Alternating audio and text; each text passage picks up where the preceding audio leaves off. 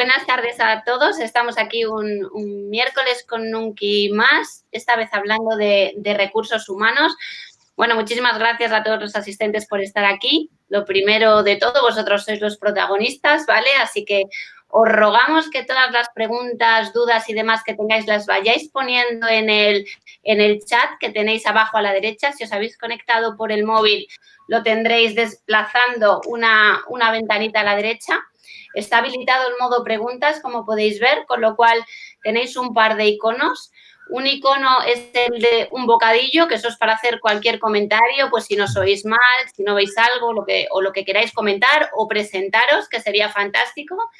Y luego, pues, tenéis una interrogación y ahí es para que emitáis las preguntas que queráis que vayan abordando, sobre todo Abel y Joan, ¿vale? Pues nada, los miércoles con Nunqui, como muchos ya sabéis, pues son una serie de webinars de café online que tratan temas de actualidad, que hablamos de diversos sectores y de áreas de conocimiento y hoy nos ha tocado recursos humanos. Tenemos un invitado muy especial. Hoy contamos con Joan Vargas. Joan Vargas es director corporativo de estrategia de recursos humanos en Avoris. Lleva más de 6 años ahí. Anteriormente ha desempeñado cargos también en recursos humanos en Iberostar, Orizonia o Mutua Universal en puestos directivos y cuenta con más de 25 años de trayectoria profesional gestionando situaciones de cambio, ayudando e implementando estrategias de innovación y transformación desde una perspectiva customer-centric. Él es licenciado en Psicología por la Autónoma de Barcelona y diplomado en Relaciones Laborales y os invito a visitar su perfil de LinkedIn, que tiene una declaración de intenciones donde también nos habla mucho de que las empresas se transforman gracias a la ilusión y la competencia de los equipos y hoy nos hablará de cómo logra eso internamente, que no es nada fácil. Bienvenido, Jan, y muchas gracias por estar aquí con nosotros. Gracias a vosotros por la invitación. También tenemos a Abel Linares. Abel Linares, como ya sabéis, es CEO en Nunqui World. Él es director del programa para directivos en inteligencia artificial del Instituto de Empresa y él es nuestro experto transversal y nos aportará la parte más estratégica y también de transformación. Como quiero que abordemos muchos temas, no voy a hacer una introducción nada amplia, por no decir hiper cortita, ¿vale?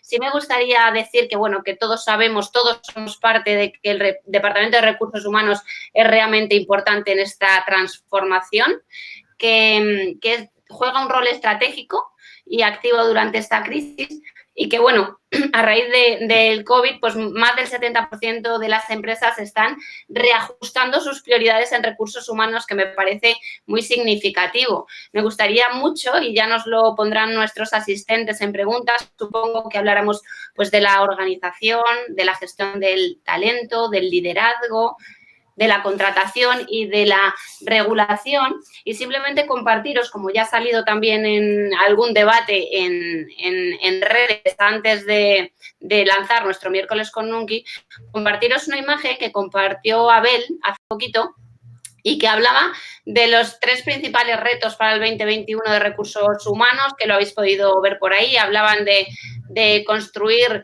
habilidades y competencias críticas en los equipos, del diseño organizacional y la gestión del cambio y de la actual y futuro gestión del liderazgo y cómo cambia esto. Esto como muy importante a la hora del 2021, pero hay una cosa que me gustaría comentar antes de irnos al futuro y es irnos al pasado, con todo esto de la COVID y cómo ha surgido y cómo han pensado los departamentos de recursos humanos y han cambiado sus prioridades. En este breve gráfico vemos, oye, pues 4 de los principales temas que preocupaban al Departamento de Recursos Humanos y cómo eso nos hace ver que han cambiado un poco la preocupación o el orden de prioridades, ¿no? Hablaba aquí pues de la salud de los empleados en primer lugar y con una diferencia grande, de salud y bienestar el 41%, de gestión del trabajo de remoto hablaba el 39%, de los trabajos y la continuidad el 36%, incluso de la salud mental, ¿no? Pero cómo los empleados lo han vivido, ¿no? A nivel personal, ese cambio de prioridades. Todo esto pues les ha ocasionado que obviamente la seguridad financiera sea para ellos lo prioritario, con el 81% estando entre sus prioridades. El 56% hablaba efectivamente de salud y bienestar, de familia hablaba el 25%, con toda la preocupación del homeschooling y de cómo trabajo, del cuidado y de la preocupación de la salud de los hijos, y de la productividad del trabajo, pero en un 20%. Como esto nos ha cambiado las prioridades, y otro de los gráficos que compartía Abel, cómo este COVID va a acelerar de una manera sin precedentes pues los cambios de la transformación digital, ¿no? Que se hablaba pues de ese incremento del trabajo remoto, por supuesto, y de la colaboración, de las compras online. Efectivamente, esto cambia un modelo de conducta que acelera que las compañías se transformen mucho más rápido, con un factor de aceleración con el que no contábamos, ¿no? Y sin entretenerme más, solo esto viéndolo como introducción, me gustaría lanzarle una pregunta a Joan e invitar de nuevo a todos los asistentes a que podáis hablar de vuestras preguntas y vuestras dudas y todo aquello que queráis que compartan.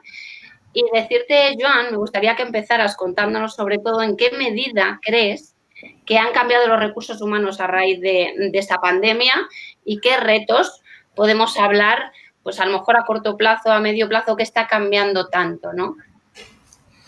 Bueno, a corto plazo, sobre todo, lo que hemos aprendido, yo creo que es a improvisar, ¿no? Esta situación nos ha roto los esquemas. Todo aquello que teníamos planificado, pues, a final del año pasado, pues, para hacer en el 2020, se ha venido un poco abajo.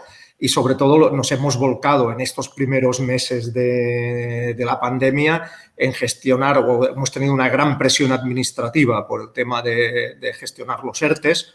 Nosotros hemos presentado 12 ERTEs en 12 sociedades que afecta a 3.500 personas. Luego, también hemos tenido que gestionar lo que es la salida de los equipos de la oficina y mandarlos todos a casa de una manera también improvisada, que no estaba previsto. Unas 2.500 personas que tenemos en teletrabajo, pues esto ha sido pues totalmente improvisado. Y sobre todo ahora también estamos más centrados ya en ir racionalizando y sistematizando este teletrabajo para que digamos que la productividad de la organización, cuando esto ya empieza a remontar un poco, no se ve afectada, ¿no? Esto, digamos, ha sido en el terreno más táctico inmediato, ¿no? Que ha sido una improvisación. A futuro ya nos tenemos, y cuando digo futuro es ya hoy, a partir de hoy, ya nos tenemos que centrar en un tema mucho más estratégico, que es en la transformación de la compañía, ¿no? Porque me gustaría conocer también vuestra opinión, pero yo veo que la pandemia lo que ha hecho es acelerar esa transformación que ya estaba en marcha, pues debido un poco a la revolución digital, que ya hace años pues, que está aquí, pero esta pandemia lo que hace es acelerar esto al máximo y ahora sí que ya no hay excusa. Es decir, las empresas ahora nos tenemos que subir a la transformación, sí o sí, y todas aquellas empresas que seamos capaces de hacer esto bien, yo creo que saldremos reforzadas de la crisis. Entonces, esta crisis de la pandemia es verdad que a nivel económico y social es un desastre, pero para algunas empresas también puede ser una oportunidad, ¿no? Una oportunidad porque ahora se están adoptando prácticas y maneras de funcionar las empresas que hace unos meses hubieran sido imposibles, ¿no? Esto a mí me cuentan hace 8 meses, vas a tener 2.500 personas en casa teletrabajando. Yo digo, tú estás loco, ¿no? Y hoy es una realidad, ¿no? Entonces, lo que tenemos que hacer es aprovechar este factor que, digamos, por ver la parte positiva del tema y esta oportunidad que nos ofrece esta situación, transformar nuestras organizaciones, nuestra cultura, de manera que estemos más cerca del cliente, que centremos el foco en el cliente, que transformemos nuestra cultura, que pongamos el foco en la innovación, en los equipos de trabajo, en el aprendizaje colaborativo, en el trabajo colaborativo y que nos pongamos en marcha para subirnos a la revolución digital, que es un hecho a nivel mundial, ¿no? Entonces no podemos quedarnos atrás y tenemos que aprovechar el momento, ¿no? Y aquí, pues en recursos humanos, nosotros fundamentalmente lo que queremos hacer es desarrollar todas aquellas competencias que tengan que ver con las habilidades digitales, sobre todo, y también con las habilidades vinculadas a todo el mundo del teletrabajo, porque una cosa está clara, las organizaciones ya no volverán a ser lo mismo que eran hace unos meses, ¿no? Entonces, aquí hay un trabajo arduo, pues, de transformar la organización, de formar a los líderes de manera que se conviertan en líderes más dinamizadores que no en personas que transmiten órdenes y sobre todo en potenciar el trabajo en equipo porque va a ser la base del futuro y para ello tendremos que elevar la madurez digital de la organización porque quieras o no estaremos en una fase durante mucho tiempo que no vamos a poder contratar porque en un momento en que tenemos ERTES o que va a salir gente en un momento determinado, no te vas a poner a fichar personas de fuera, ¿no? Entonces, lo que vamos a tener que hacer es una transformación profunda de nuestra organización para ponernos al día y en eso estamos. Ahí es nada, Joan, ahí es nada. Tenemos la diversión garantizada durante bastante tiempo. La realidad es que es parte de la diversión que comparte todo el mundo, eso es lo bueno. La gran parte de todas las industrias está en la misma tesitura. Por eso me gusta a mí el ámbito de recursos humanos, ¿no? Porque en 25 años de carrera, como decías tú, yo no me he aburrido jamás, ¿no? Entonces, bueno, pues esta será una más, ¿no? Abel, quería preguntarte, bueno, si quieres decir algo, si no te lanzo directamente una preguntita que creo que nos puedes responder. Okay. Quería preguntarte esto, con lo que nos está contando Joan, un poco que esto es una revolución, que esto de alguna manera está cambiando pues lo que estábamos hablando, la gestión del talento, del liderazgo, tenemos que hacer esta transformación de una manera brutal y ya que lo reclama el más pintado, o sea, que no se escapa nadie. Ahora esto que ya no tiene ninguna salida, ¿cómo se puede priorizar o cómo afecta todo este tema de recursos humanos en la contratación, en la organización, en la gestión, en el liderazgo, a la estrategia de una organización? Que antes sí se veían como puntos a mucho más largo plazo de lo que hoy se plantea inminente y necesario. Bueno, no sé si es una pregunta o toda una tesis doctoral lo que me has planteado, pero bueno, nada, lo primero, oye, darle las gracias a Joan, es un placer tenerle aquí, de verdad que yo he trabajado con todo el equipo de la antigua Barceló Viajes, ahora Boris, espectacularmente, tenéis un equipazo, Joan, todo, porque yo creo que lo que respiráis sobre todo es humanidad y toda la digitalización, lo más importante es el lado humano. Y tú eres el gran embajador, es decir, es muy difícil encontrarse a un director de recursos humanos que te está hablando pues, de estrategia, de cambio, que en una situación tan dura como la que estás viviendo, es decir, que tengas ese humor, ¿no? de que sepas sacar la sonrisa, porque hacer esos ERTEs y los problemas de la gente que hay detrás, nadie como tú, porque yo te he conocido, o sea, tú eres una persona hipersensible, con lo cual todo eso te ha tenido que afectar y muy duramente, ¿no? Es decir, que aquí hay muchas historias muy complicadas, ¿no? Detrás de lo que nos está pasando, pero es verdad que la capacidad esa de mirar hacia adelante, ¿no? Entonces, me ha encantado por dónde ha empezado, porque John ha empezado diciendo, bueno, hemos gestionado la improvisación. Y claro, pero mucho de eso es el concepto de la transformación digital. O sea, en el fondo, me preguntabas por la estrategia. En el fondo es ejecutar estratégicamente un cambio constante acelerado. Eso es lo que significa transformarse ahí. Es decir, porque lo demás es lo que ya hemos sabido hacer. Es decir, todas las compañías, el grupo del que estamos hablando ahora son muchos años, entonces hay que tener mucho respeto a las compañías que lo han hecho muy bien durante muchos años. Hay unos activos ahí dentro, culturales, de conocimiento de mercados, tal, espectaculares.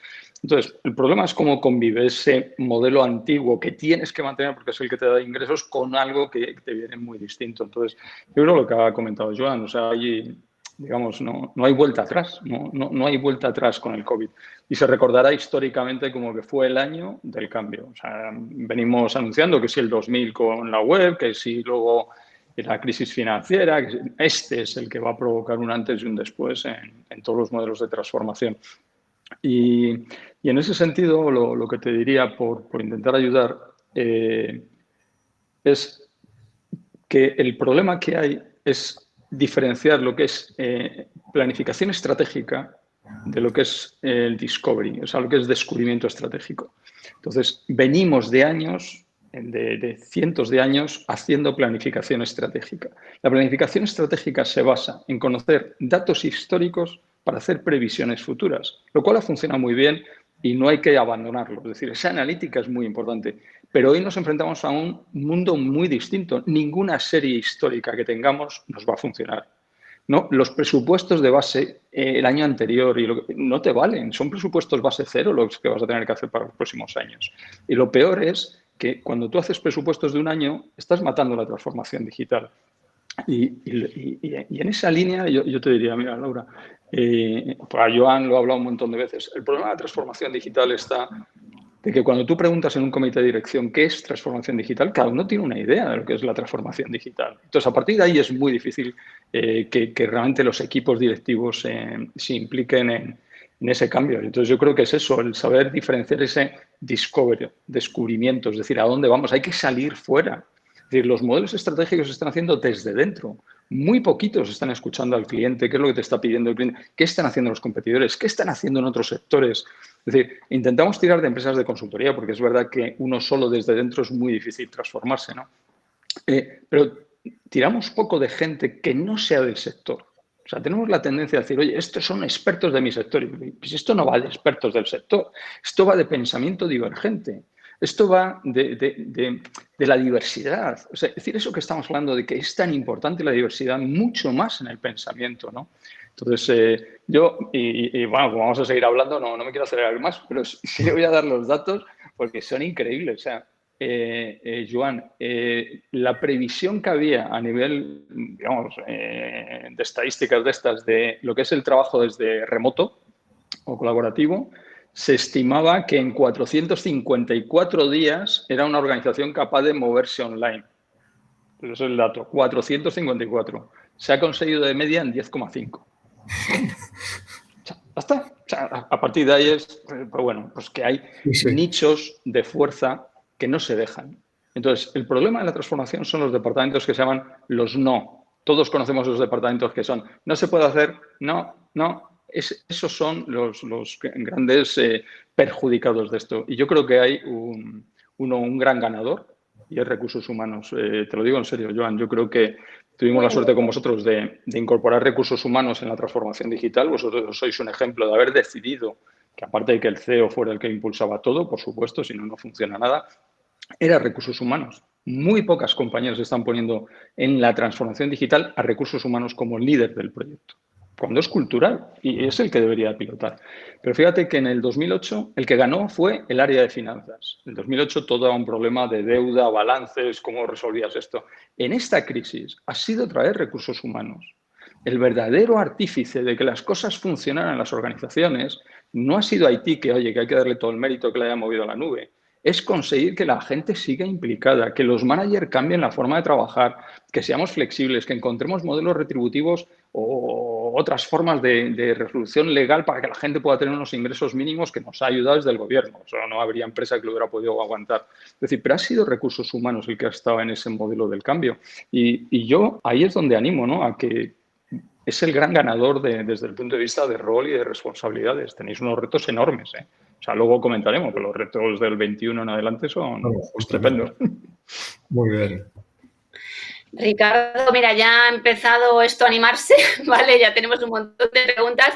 Os comparto la primera. A ver, Ricardo nos habla de un tema, lo voy a poner en pantalla, que es hiriente, que nos duele a todos, ¿no? A ver si se ve. Habilita el modo de preguntas y si no, la leo directamente.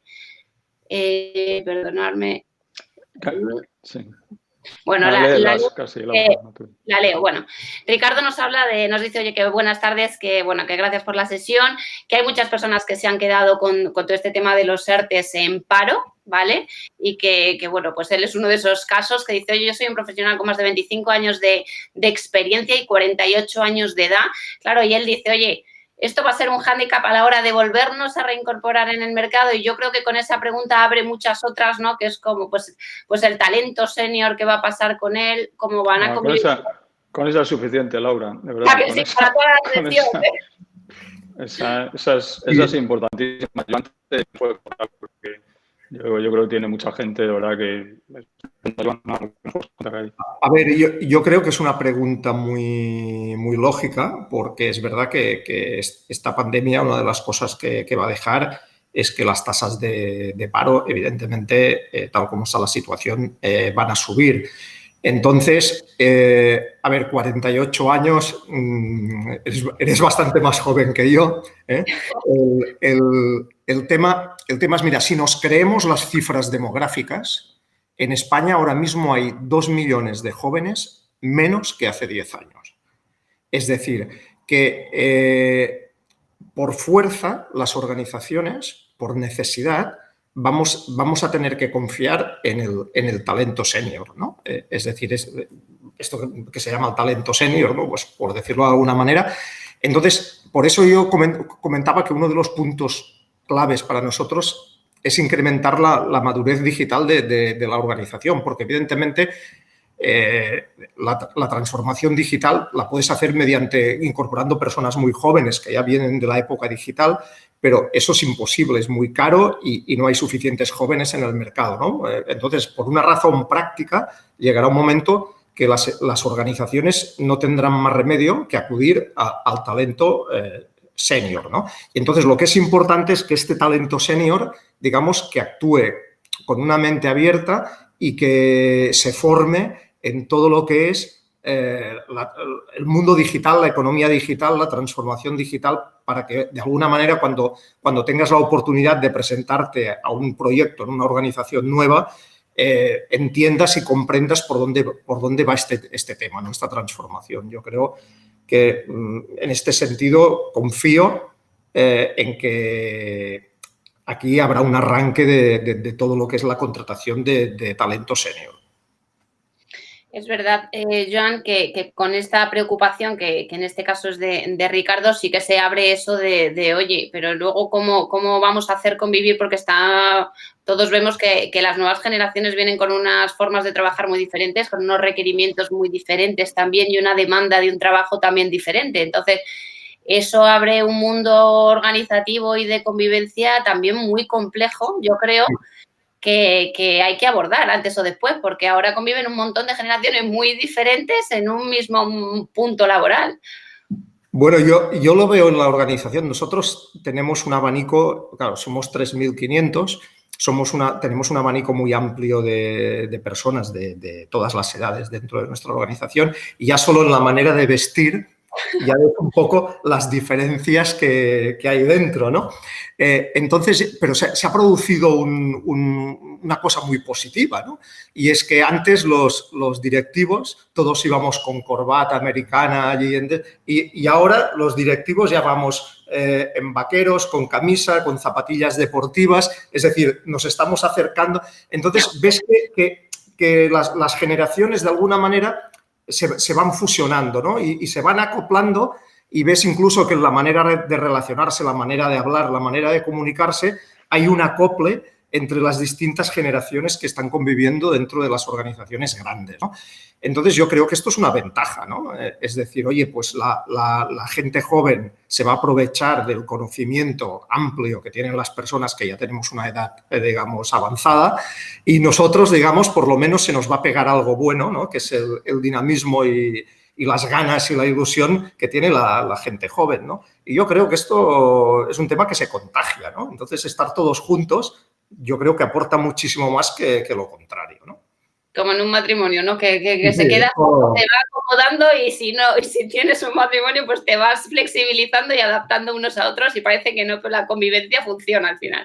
No, y es mucho más rica y tú te das cuenta que cuando en una reunión pues hay personas de distinta procedencia, de distintos sectores y de distintas edades, que la conversación es mucho más rica, ¿no? Y más en un sector como el nuestro, pues que va dirigido a cualquier tipo de persona de la sociedad, tanto jóvenes como maduros como mayores, digamos. Entonces, el hecho de que todo el mundo aporte su opinión nos abre mucho el abanico, ¿no? Mira, otra de las preguntas que se hacen, yo creo que es súper interesante, pero vamos con temas muy heavy desde el principio, estoy súper animado. Bueno, de eso se trata, ¿no? Ya que estamos. A por todas, desde luego. O sea, Bueno, Carlos Valcárcel nos comenta, dice, oye, buenas tardes, que le gustaría que tratásemos un tema porque hace tiempo que ve que ocurre, ¿no? Y eso, la inteligencia artificial y sobre todo la automatización que están irrumpiendo con fuerza en las áreas y puestos que tienen tareas repetitivas, ¿vale? En el Departamento de Recursos Humanos, no lo dice, pero lo aporto yo, en el Departamento de Recursos Humanos se habla pues que a veces hay mucha tarea repetitiva y dice, esto es algo ya irreversible y que qué tendencia se puede esperar, ¿no? Para el departamento a largo plazo, ¿no? Pero a corto igual. Aquí doy mi opinión, pero el verdadero experto es Abel. Sí, por eso, que no, le hemos perdido. No sé, Abel, si tienes algún problema. Es que no sale la imagen desde que hemos cambiado. Yo os oigo y os veo bien, pero no vale. Sale. Cuando has metido la pantalla le estoy dando al botón, pero no consigo. Sal, si quieres, y, bueno, como tú veas, te oímos bien, que es lo importante. A ver, doy mi opinión y doy paso a Abel porque es el que realmente sabe de estos temas, ¿no? En mi opinión, evidentemente, todo el tema de la digitalización va a hacer que muchos puestos de trabajo, mejor que puestos de trabajo, muchos procesos se automaticen. Y digamos que en muchos casos los puede hacer un robot, entre comillas, ¿no? Y entonces las personas lo que tenemos que ser, sobre todo, es aportar un valor añadido, que seamos capaces de interpretar los datos y analizar los datos que nos da la digitalización para hacer tareas que evidentemente no puede hacer un robot y que puede hacer una persona.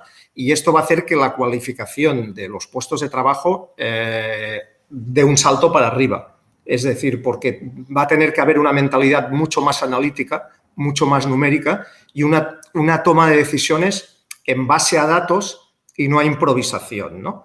Y yo creo que esta es la parte buena de este tema, ¿no? Y que evidentemente va a afectar transversalmente a todas las actividades dentro de una empresa, ¿no? Entonces, Abel, no sé tú cómo ves el tema. Yo creo que, no sé, a ver si recuperamos luego la imagen, pero intento salir y entrar, pero lo que comentas, básicamente yo lo que transmitiría es, hay que ser muy honestos, o sea, lo que le diría a cualquier persona que esté en un puesto de dirección de recursos humanos y sobre todo un CEO es que sea muy honesto con la organización. Es decir, viene un problema de empleo severo. Es decir, viene una reducción de necesidades de recursos asociado a las tareas tradicionales enorme.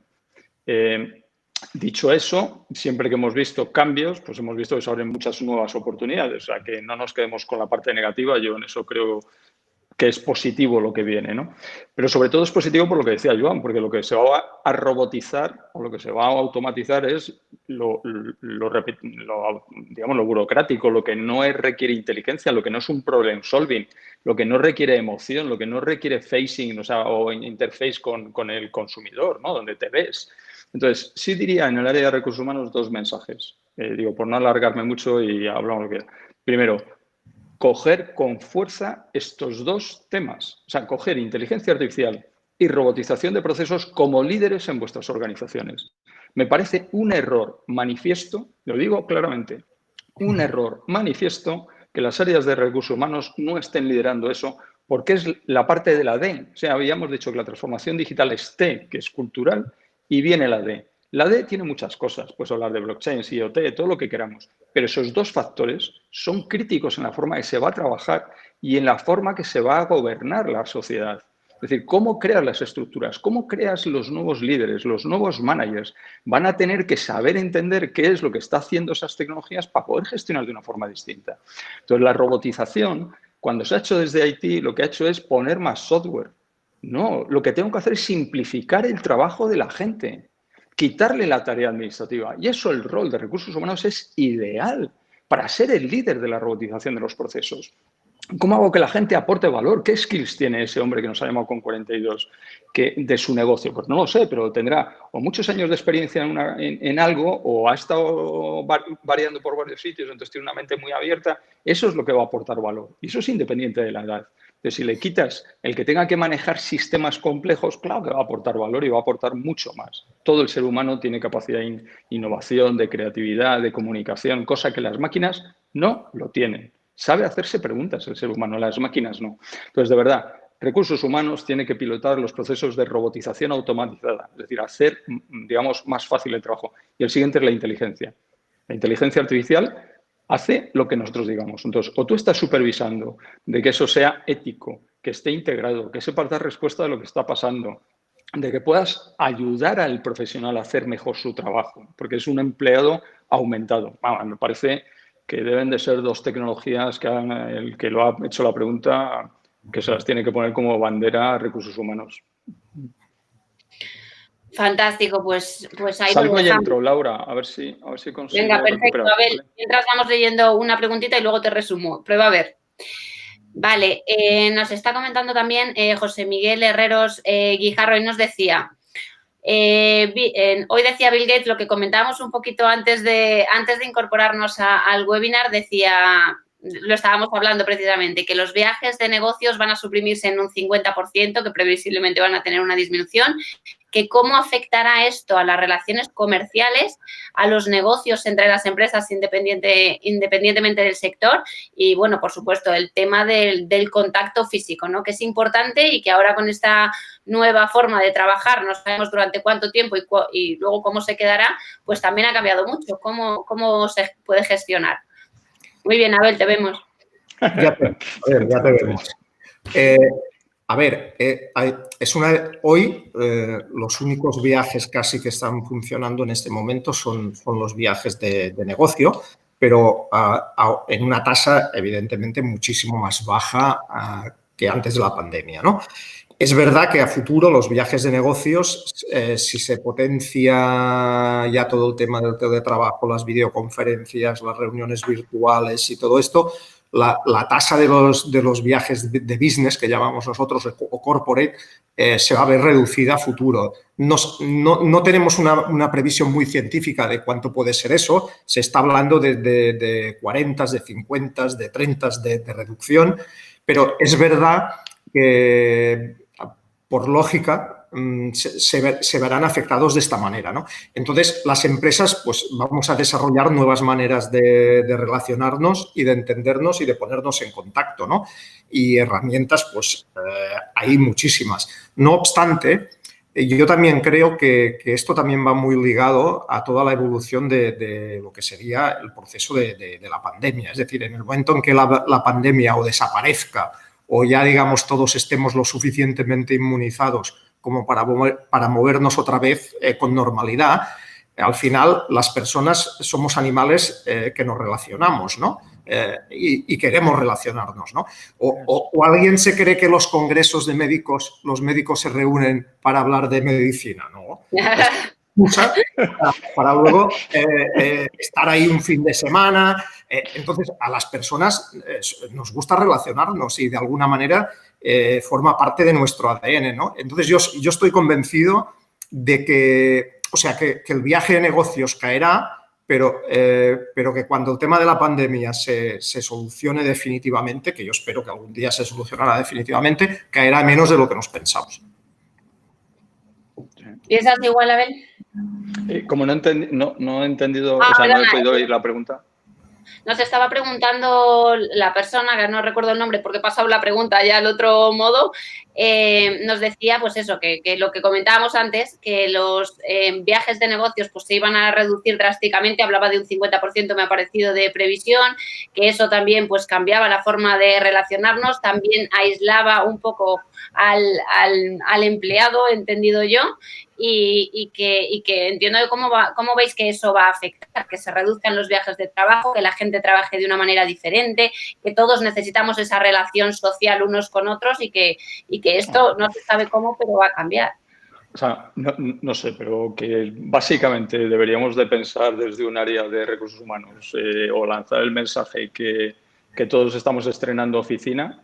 Deberíamos de decirlo, o sea, la nueva oficina en mi casa y el que no quiera ver eso no está entendiendo que va a haber mucha gente que no va a querer volver a 5 días a la semana, 8 horas en la oficina, o sea, y ya está. Y entonces, si quieres retener a ese talento o si quieres atraer talento o si quieres ser productivo y tal, vas a tener que adaptar porque ya se ha probado y se ha visto que hay cosas que no va bien y otras que van muy bien.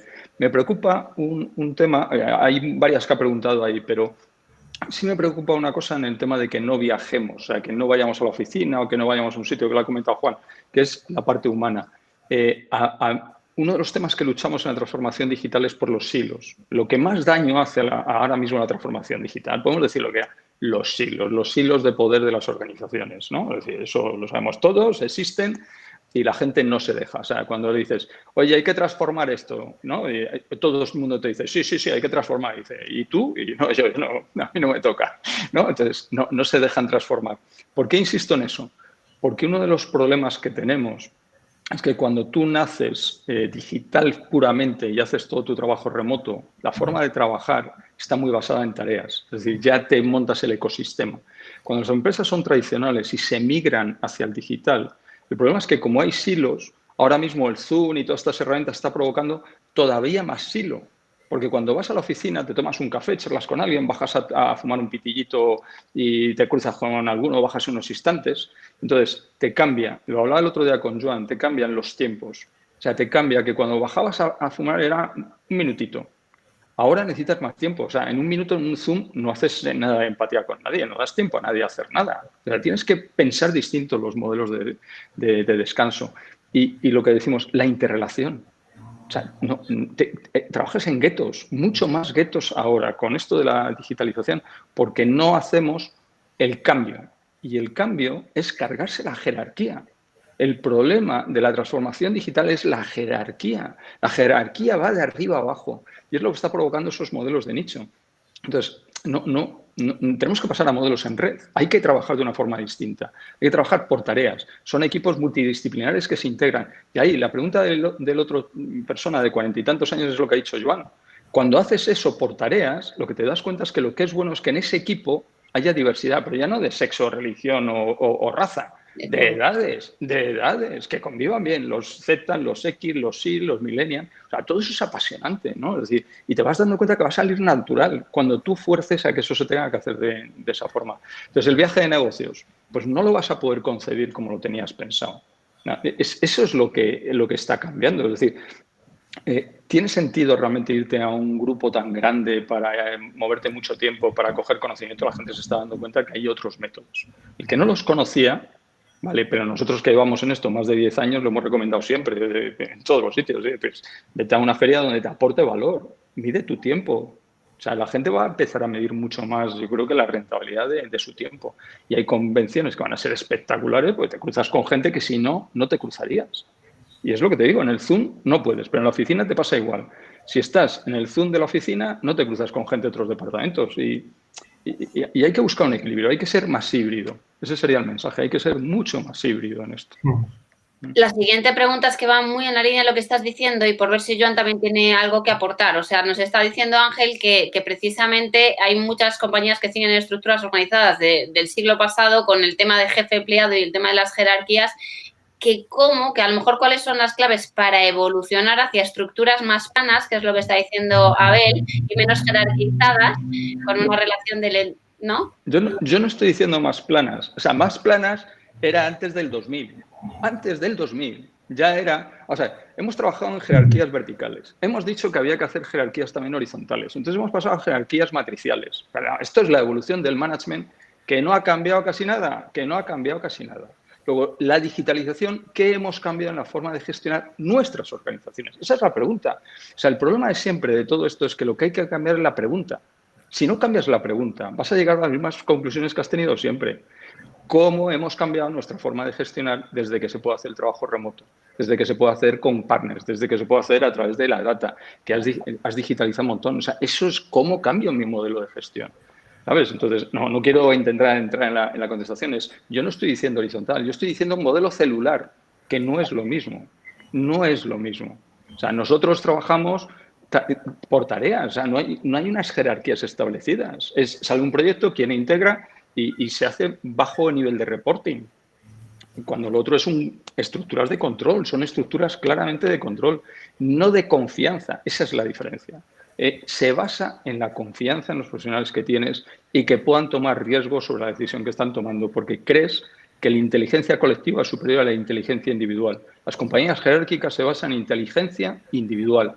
Han subido los que parece que lo podían hacer mejor y esos son los que tienen capacidad de toma de decisión. Y el modelo network se basa en que la inteligencia colectiva es claramente muy superior a la inteligencia individual. Bueno, me he tirado un rollo, perdona, Joan. No, pero yo creo que es muy clarificador, ¿eh? Es decir, al final la fuerza del equipo es lo que saca la organización adelante. Yo pongo el caso de esta situación que hemos vivido de ERTE, sobre todo en los meses de finales de marzo, abril y mayo, que todos estábamos encerrados en casa. Si no hubiera sido por mi equipo, por lo mucho que ha trabajado el equipo y por lo mucho que ha trabajado el equipo individualmente en su casa, porque todos estábamos en casa, nos comunicábamos por el Hangout y hacíamos una videoconferencia al día a primera hora para ponernos todos al corriente. Si eso no hubiera fluido adecuadamente, no hubiéramos sacado el trabajo adelante ni de coña, ¿no? Entonces, ahí se ha demostrado que la fuerza del equipo ha sido muy superior a lo que hubiera sido la fuerza individual de cada persona en la oficina. De eso estoy convencidísimo, ¿no?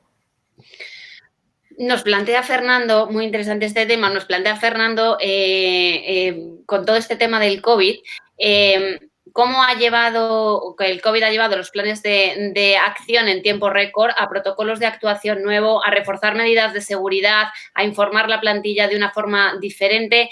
¿Cómo, lo primero, se ha podido llevar a cabo todo esto? Y un poco lo que hablábamos al principio de las prioridades, no lo pregunta él, pero lo añado, ¿cómo también esto va a cambiar en la medida que se va a gestionar con la plantilla? ¿Cómo se va a dar ese confort a la plantilla? ¿Cómo va a cambiar eso las prioridades del departamento? Cuéntanos, Joan. A ver, esto de entrada, evidentemente, a medio plazo, hasta que no exista una solución más o menos solvente al tema del COVID, la configuración y la manera de trabajar y relacionarse en las oficinas será distinto. Es decir, no podremos volver a meter a todas las personas en la oficina porque no va a ser posible. Entonces, esto nos va a hacer cambiar la manera de organizarnos dentro de la oficina. Siempre tendremos un mínimo de 1/3 de la plantilla trabajando en su casa en modalidad de teletrabajo. Ya se ha demostrado que puede funcionar, por lo tanto, aquí ya no hay discusión. La manera de ubicarse dentro de la oficina será manteniendo el máximo posible de separación y dentro de lo posible, digamos que iremos juntando las personas en las oficinas cuando sea posible. Pero nosotros la idea que tenemos es a futuro que por lo menos 1/3, estoy hablando de un 35% de la plantilla como mínimo, trabaje desde su casa. Y a partir de aquí, a lo mejor llega a más porcentaje esto en un futuro, ¿no? Pero está claro que durante mucho tiempo tendremos que mantener unos protocolos severos de ocupación de las oficinas y eso pues ha llegado para quedarse. ¿Cuánto es un 35, Joan, de tu organización? ¿Cuánto es un 35? Unas 1.200 personas. Es que, claro... O sea, imagínate la trascendencia de lo que está haciendo el grupo, ¿no? De poder seguir dando servicio. O sea, no es lo mismo tener 5 o 10 teletrabajando que miles de personas. Ahora tenemos 2.500 en este momento. Pero me daba un dato, Joan, también, que tiene como 1.000 personas ahora mismo que pues no se ve muy claro cuándo vuelven, ¿no? Claro. O sea, que vuelven, pero que todavía no se tiene claro, que no están en trabajo. Nosotros tenemos que está muy preocupado. En 100%. Muy preocupado. Sí. Y que estaba muy preocupado de que no perdieran el tren. Entonces, yo creo que otro de los temas que también ha ganado con esto del COVID es comunicación. Hasta ahora siempre se ha dicho la comunicación. Nadie ha cambiado. O sea, todo el mundo se ha dado cuenta que el propósito general, que comunicar a los empleados, qué tal.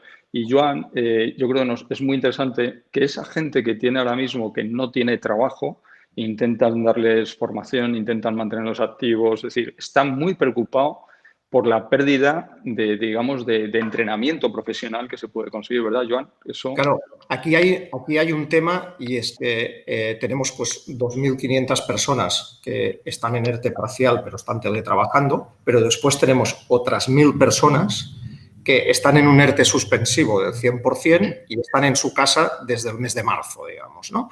La idea, claro, al principio la visión que teníamos es que esto en 3 o 4 meses pues se solventaba y todos volvíamos a la normalidad. Ahora nos estamos dando cuenta que esto no va a ser así y que cuando estas personas tengan la oportunidad de reincorporarse físicamente o vía teletrabajo al trabajo, igual hace 14 meses que no están trabajando, y 14 meses son muchos meses, ¿no?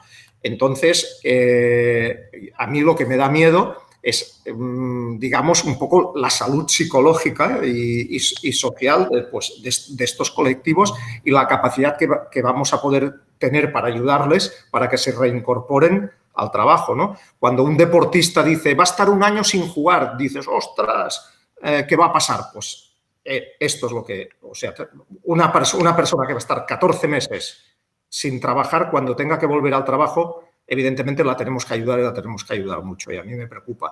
Entonces, hemos intentado mantener una política de comunicación muy activa con estas personas, digamos que no tienen la obligación legal, entre comillas, de estar en contacto con la organización porque técnicamente están suspendidos de trabajo, pero nosotros hemos mantenido una comunicación permanente. Tenemos una tasa de apertura de los mensajes que les mandamos más o menos de un 83%, que yo creo que es una buena tasa. Y hemos hecho durante esta fase que llevamos hasta ahora de pandemia, hemos hecho 78.000 horas de formación. Y de estas 78.000 horas, el 38% ha sido de personas que están suspendidas al 100%. Enhorabuena. Entonces, que nos gustaría hacer más cosas todavía, pero yo creo que el camino es ir manteniéndolos enganchados a la compañía y que no se despeguen del todo de lo que es el mundo laboral, porque entonces sí que con estas personas podemos tener socialmente, como empresa, pero también como sociedad, un problema muy grave de reenganche, ¿no?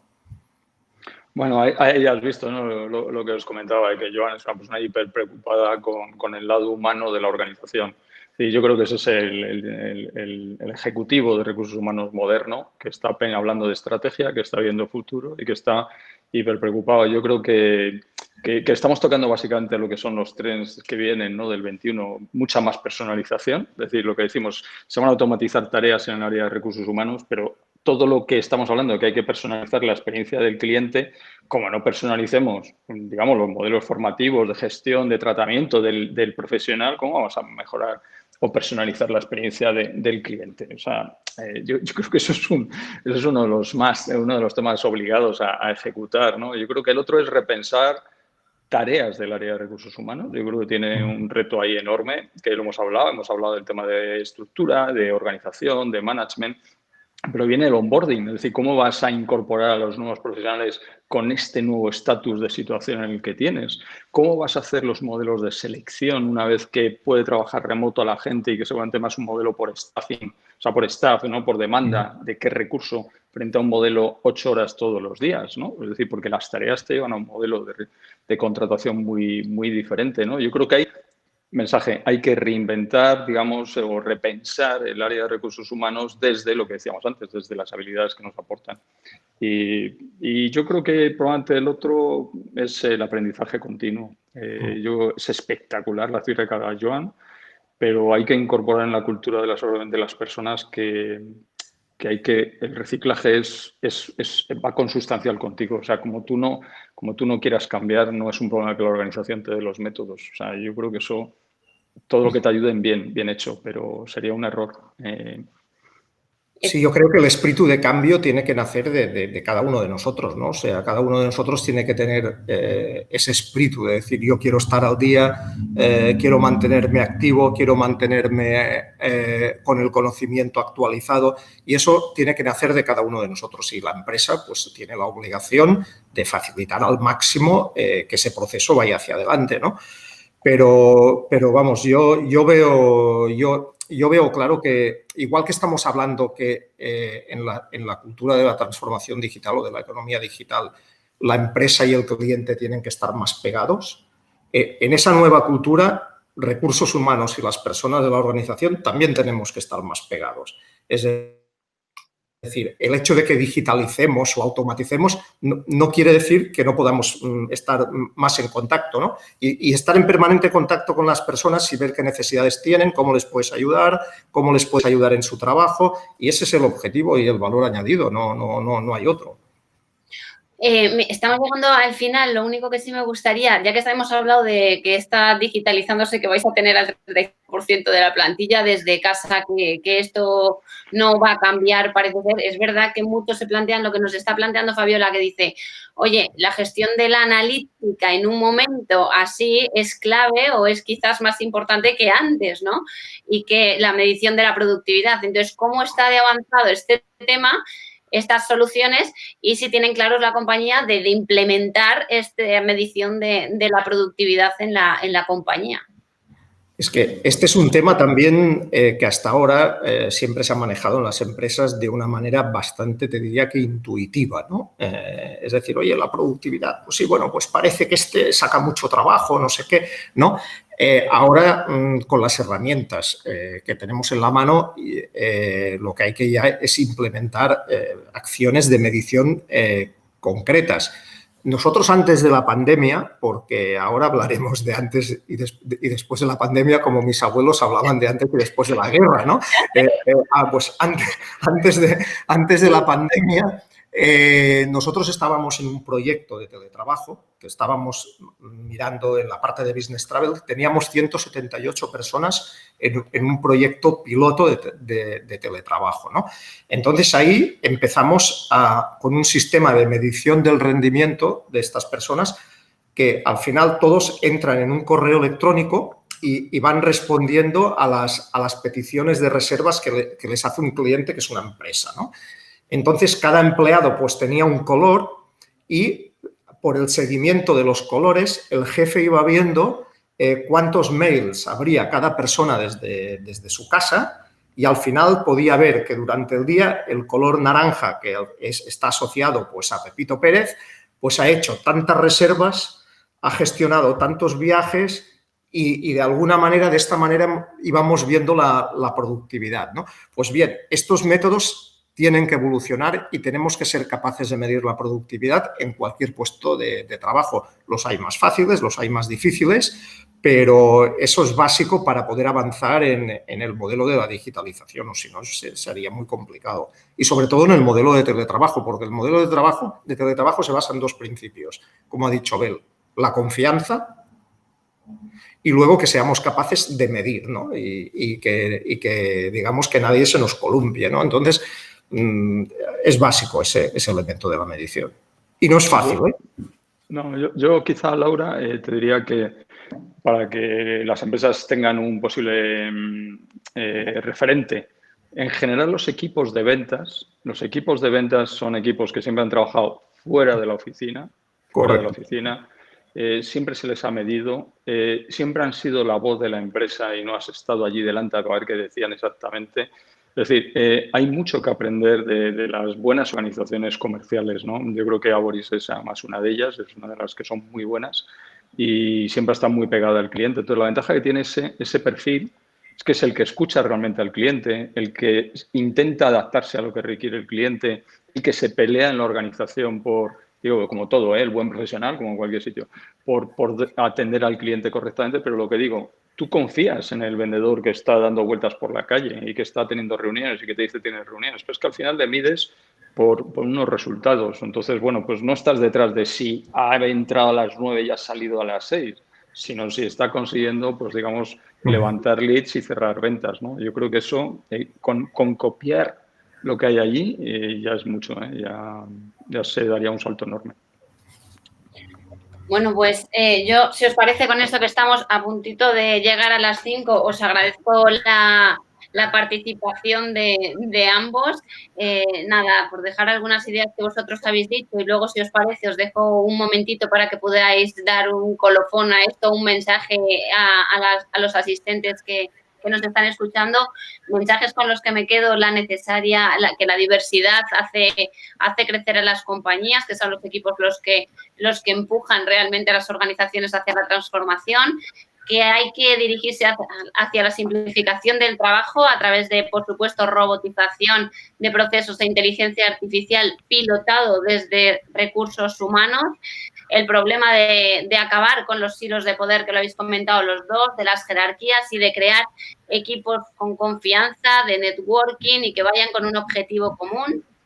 Y bueno, los increíbles avances que habéis conseguido, Joan, desde ahí, del teletrabajo, que sois un claro ejemplo de cómo va a evolucionar la sociedad y cómo vais a conseguir pues, que el 35% trabaje desde casa previsiblemente a futuro, cómo estáis formando a las compañías brutalmente a esas personas que se han visto afectadas por el ERTE, que hablabais de las 78.000 horas de formación y 38% para ellos. A mí me parece enhorabuena por ese dato, me he quedado fascinada.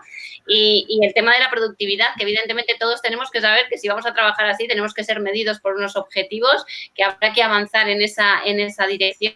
Y si podéis concluirme con algún mensaje que creéis que es importante para los asistentes, cerramos nuestro miércoles. Joan, te doy la palabra por fin. A ver, yo cerraría con un mensaje positivo, es decir, oye, la crisis nos ha pegado muy fuerte, a algunas personas más fuerte todavía porque las va a dejar en una situación complicada a nivel personal, digamos, pero vamos a ver la parte positiva, ¿no? Yo creo que es una oportunidad única para avanzar y hacer una revolución, digamos, de carácter empresarial en España, que yo creo que estábamos muy necesitados de darle un vuelco a esto, y yo creo que es la gran oportunidad para transformar de una vez el modelo productivo que tenemos en España, ¿no? Entonces yo creo que hace falta que nos acompañen un poco las autoridades y que nos acompañe un poco la inversión en infraestructuras digitales, porque siempre pensamos en inversión en carreteras, en aeropuertos, en no sé qué. No, también hace falta invertir en infraestructuras digitales, ¿no? Que la wifi llegue al último rincón de España, que haya en todos los pueblos centros de coworking, porque así de alguna manera pues personas que van a teletrabajar no tienen que vivir en las grandes ciudades, pueden vivir en un pueblo porque, aunque en su casa no tenga espacio, tendrá un centro de coworking en el ayuntamiento, ¿no? Entonces, hay que invertir en infraestructuras digitales y yo creo que esto es una gran oportunidad para España como país, ¿no? Y para las empresas, ¿no? Lógicamente, y esto pues acabará redundando en beneficio de las personas. Y yo en este sentido intento ser lo más positivo posible y hay que ser positivo, ¿no? Qué bueno. Abel. Bueno, yo creo que como hemos tratado muchos temas, de verdad que es un honor haber tenido a Joan, que me ha encantado que veáis cómo es la persona que ha estado pilotando la transformación digital en un grupo muy grande y que lo que está hablando todo el rato es del lado humano, prácticamente no habla de tecnología, la entiende, la usa, pero eso no es lo importante, de verdad.